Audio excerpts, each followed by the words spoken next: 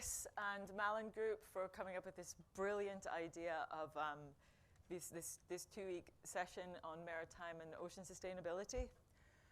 And without further ado, I would like to quote a couple of great gentlemen. First of all, Paddy Rogers, his final words at London International Shipping Week. "My friends, we have run out of road." And another, Sir David Attenborough, who recently released a short video stating that the biosphere has always been our friend, nature has always been our friend, but if we do not take immediate action within this decade, our greatest friend will become our greatest foe. We are reaching tipping points. Definition of a tipping point: a place you do not come back from.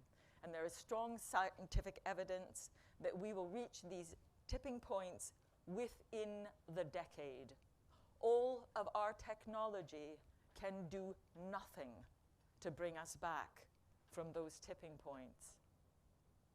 You are a special group of people who have chosen to be a part of a workshop that looks at true and absolute zero. We don't have time for blind alleyways or chasing off after possibilities. We know that we have the technology to achieve true zero at a certain level, within certain operating profiles. If we can expand that true zero horizontally, wider out into the sector at those operating profiles where it already is functional, and we can increase that true zero vertically, larger power systems, more complex operating profiles, longer voyage times, we have a possibility of achieving true zero within the shipping sector. We have a possibility of staying below 1.5. We have a possibility of avoiding those tipping points. We have that possibility, and therefore we must grasp it. I thank all of you for coming here today to join in this workshop, working together to figure out how we can do that. We have all the solutions in the room, from technology to finance to market factors. Everything we need is in this room. All of the brightest minds in shipping are in this room. Let's roll up our sleeves. Let's get to work. Let's create a roadmap, a timeline, show the industry that we can do it, show ourselves that we can do it, and then tell those people over there what we need them to do to allow us to do what we know we can do. Now, it is my great honor to introduce Ambassador Peter Thomson, who is, and I've not written this down, I'll have here the UN Envoy for Oceans. He's the ambassador, permanent ambassador from Fiji, and the UN Special Envoy for Oceans. And Ambassador Thomson is going to tell us a bit about why our oceans are so important to us. Ambassador Thomson.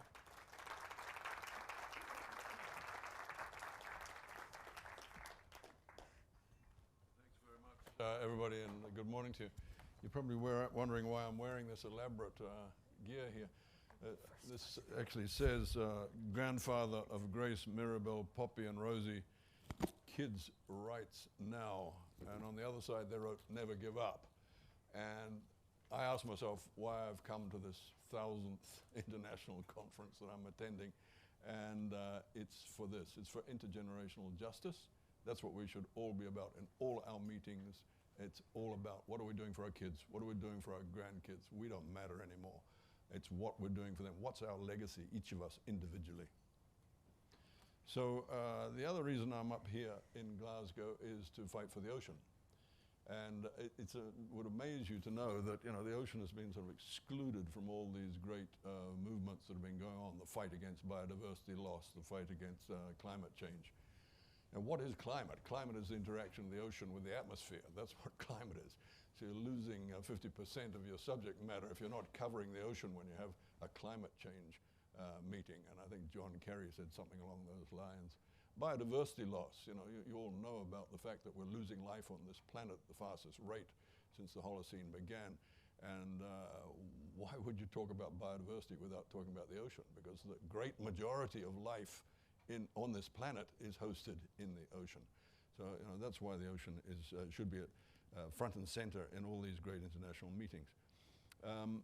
I was asked to say something about what is the state of the ocean before you get into your more technical discussions today, which I'm greatly looking forward to hearing. Look, the state of the ocean is, and my mantra is, no healthy planet without a healthy ocean, which is logical, right? 70% of the surface of the planet is ocean, and as I said, the great majority of life is in the ocean, so logical. No healthy planet without a healthy ocean. And the rest of the mantra is, the health of the ocean is measurably in decline. Now you can take your measure on fishing, where human madness is continuing to subsidize industrial fleets to go out and chase diminishing stocks of fish. We're trying to fix that up at the WTO meeting in December this year. Human madness will probably prevail, and we won't get all those harmful subsidies removed unless there's some changes in some big countries' thinking. So it's measurable in the fact that over 30% of global fish stocks are being overfished. Trying to fix that at FAO. It's measurable in the fact that there's going to be more plastic in the ocean than fish by 2050. And that's IAEA and others are measuring the amounts of microplastic and plastic bags and so on in the ocean. And that's where we're heading. We're trying to fix that. There's an internationally binding treaty. We'll probably, I say probably, get underway in Nairobi, the conference, to get that treaty together, to stop marine and land pollution by plastic. So, you know, we're waking up to that pollution one.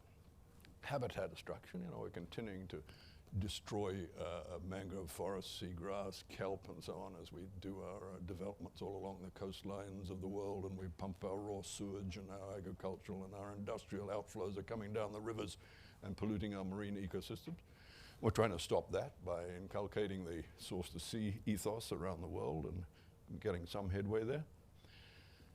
But, you know, for me, there are two heroes in this, and unfortunately one of them is on their way out. Coral makes up the home for 30% of the biodiversity of the ocean. And the IPCC report, the latest one, 2 ago, said that with very high degree of confidence, that when we get to 1.5 degrees, we lose 70 to 90% of tropical coral reefs. And they're, as I say, 30%, they're the bunkers of biodiversity. 30% of ocean biodiversity is in coral reefs. The really bad news is that we're not heading to 1.5. WMO's annual report this year said we're on track for 3 degrees warming by the end of the century. You know, that's within the lifetime of these guys that I'm wearing on my chest. And coming from Fiji, you know, our great treasure is our coral reefs. Every island is ringed by a mighty coral reef. We just can't imagine a future where there isn't healthy coral. And I would say don't lose hope on that. There will be avenues that we can fight that one. And it's a big part of the Glasgow conference, actually, coral. The other one to me is, you know, we fixate on big things. Homo sapiens is a fairly big form of life. You know, we love elephants and lions and zebras and things like that.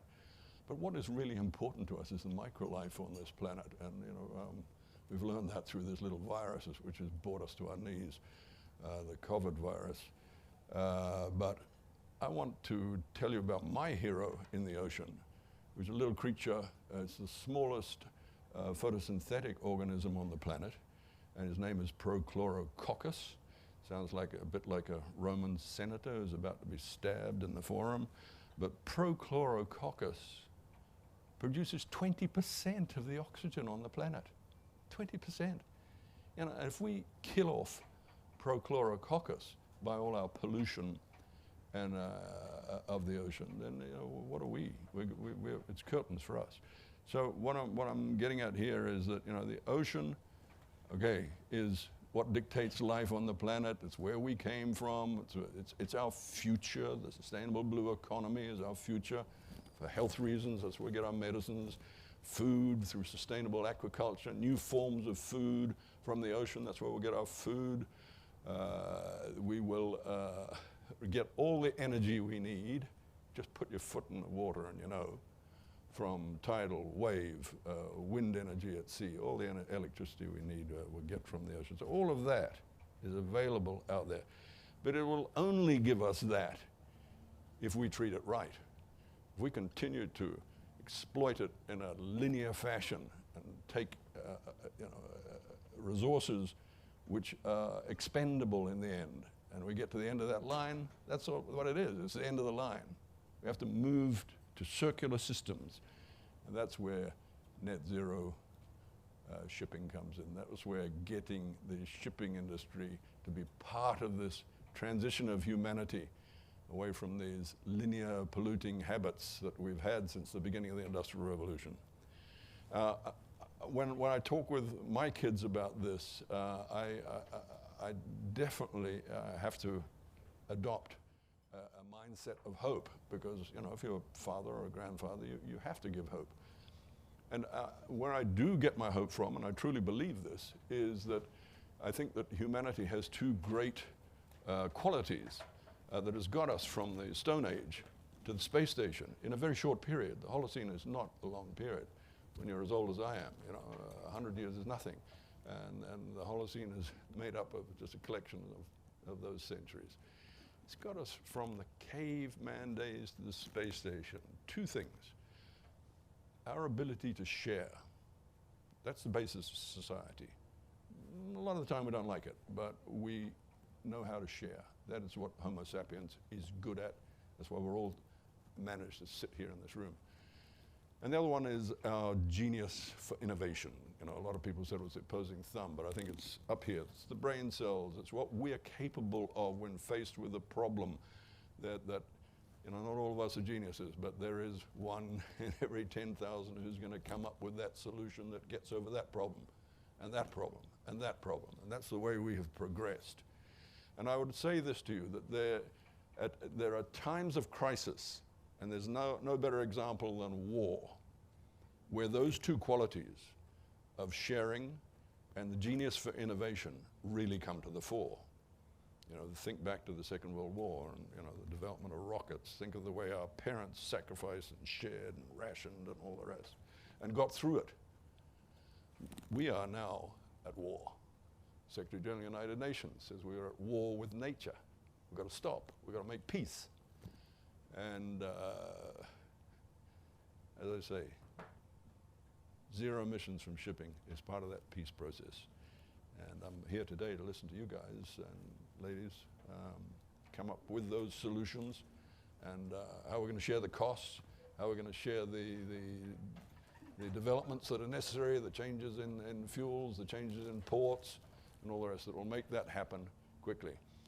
Because we do need it to happen by 2030. We need to be in a position by 2030 where the choice for shipping companies, for ports, and for consumers is that we only go for zero emission shipping. The old days of dirty bunker polluting our planet are history.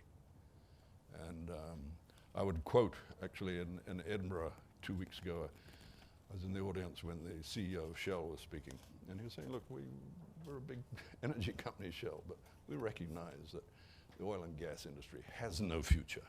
We know that. And that's why we're putting $1 billion now on a new hydrogen plant and so on. And wherever you go, you see that change. We're on the cusp of it.